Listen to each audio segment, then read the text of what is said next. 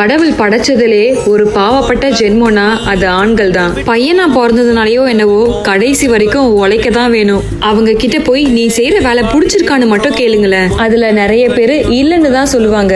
தனக்கு பிடிக்காத வேலையை கூட தன் குடும்பத்துக்காக செய்யற ஆண்களும் இருக்கதான் செய்யறாங்க. ஏன் இன்னும் நம்ம சமுதாயத்துல பல குடும்பங்கள் ஆணோட வருமானத்தை நம்பிதான் இருக்கு. யாருங்க சொன்னா ஆண்கள் அழமாட்டாங்கன்னு?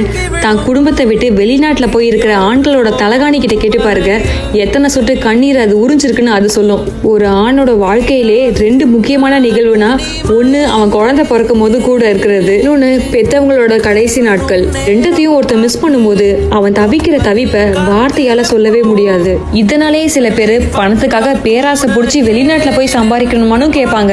அதுக்கான ஒரே பதில், கண்ணுக்கு மறைவா கஷ்டப்பட்டு எந்த வேலைனாலும் செஞ்சு தான் குடும்பத்தை காப்பாற்றணும்னு ஒரே நோக்கம் தான். ஒருத்தன் 30 நாள் வெக்கேஷன்ல கிடைக்கிற சந்தோஷத்தை நினைச்சிட்டு அடுத்த ஒரு